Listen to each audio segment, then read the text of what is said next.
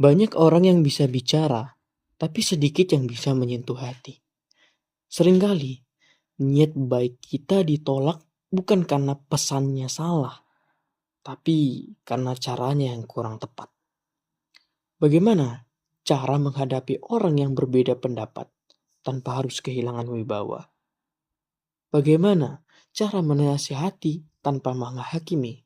Ternyata Al-Quran telah memberikan masterclass komunikasi dalam Quran Surah An-Nahl ayat 125 sampai 128. Mari kita simak metode komunikasi dan pendidikan paling efektif yang langsung diajarkan oleh Allah Subhanahu wa taala dalam Quran Surah An-Nahl ayat 125 hingga 128.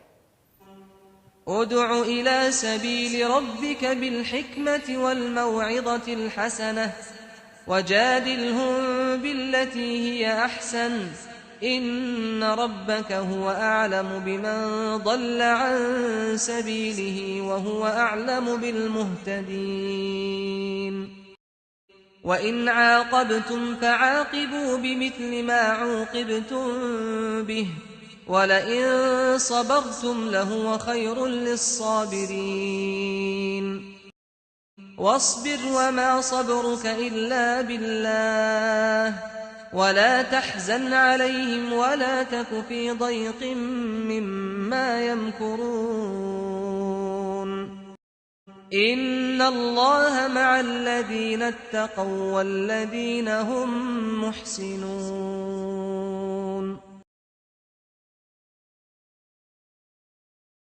Dalam ayat 125, Allah merumuskan 3 metode yang sangat presisi.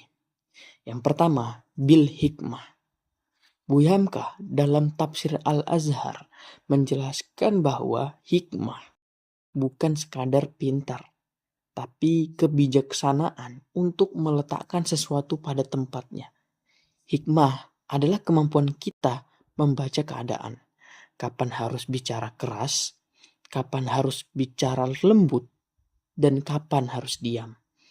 Ini adalah level komunikasi tertinggi. Kedua, mau'izah hasanah. Menurut Profesor Quraisy Shihab dalam tafsir Al-Misbah menekankan bahwa mau'izah harus bersifat hasanah. Artinya, nasihat yang masuk ke dalam hati dengan penuh kasih sayang, bukan kata-kata yang memojokkan. Tujuannya adalah menyadarkan, bukan mempermalukan. Ketiga, mujadalah bi'allati hiya ahsan. Jika harus berdebat, lakukanlah dengan cara yang ahsan, paling baik. Hamka mengingatkan bahwa dalam diskusi, tujuan kita adalah mencari kebenaran bersama, bukan mencari siapa yang paling jago atau siapa yang menang. Jika diskusi sudah memanas dan penuh ego, maka itu bukan lagi dakwah, tapi nafsu. Lalu, bagaimana jika niat baik kita justru dibalas dengan perlakuan buruk? Disinilah mentalitas kita diuji. Ayat 126 menyebutkan bahwa kita punya hak untuk membalas yang setimpal. Tapi perhatikan penegasan Allah. Dan sesungguhnya jika kamu bersabar, itulah yang lebih baik. Nah, Buya Hamka dengan sangat indah menjelaskan bahwa sabar bukan berarti lemah. Justru sabar adalah bentuk kekuatan jiwa yang luar biasa. Dengan bersabar, kita tidak turun ke level orang yang menyakiti kita. Di akhir ayat 128, ada janji yang luar biasa. Innallaha ma'alladzi nattaqau. Allah bersama orang-orang yang bertakwa. Nah, Quraisy Shihab menafsirkan bahwa penyertaan Allah di sini adalah perlindungan dan taufik. Saat kita memilih sabar dan cara yang baik, maka Allah sendiri yang akan turun tangan membela kita. Nah, dari pemikiran para mufasir besar tadi, ada pelajaran besar untuk hidup kita saat ini. Yang pertama, pendidikan psikologi audien. Pahamilah siapa yang kamu ajak bicara. Orang cerdas butuh logika, hikmah. Orang yang sedang sedih butuh sentuhan hati, mau'izah. Kedua, pendidikan retorika yang beretika.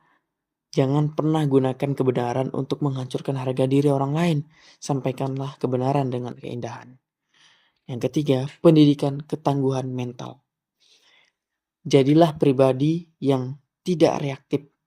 Orang hebat tidak mudah terpancing emosinya hanya karena kritikan atau perlakuan buruk.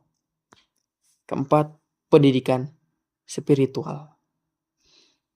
Selalulah merasa diawasi dan didampingi oleh Allah Subhanahu wa taala. Inilah yang membuat kata-kata kita memiliki ruh dan kekuatan untuk menggerakkan orang lain. Jadi, Quran surah An-Nahl ayat 125 hingga 128 mengajarkan bahwa kualitas hidup kita ditentukan oleh kualitas komunikasi kita. Maka, bijaklah dalam berpikir, santun dalam berucap, sabar dalam bertindak. Mulai hari ini, mari kita ubah cara kita bicara agar dunia menjadi tempat yang lebih teduh. Saya Tauhid Awaludin, sampai jumpa di diskusi bermakna selanjutnya. Barakallahu fikum. Wassalamualaikum warahmatullahi wabarakatuh.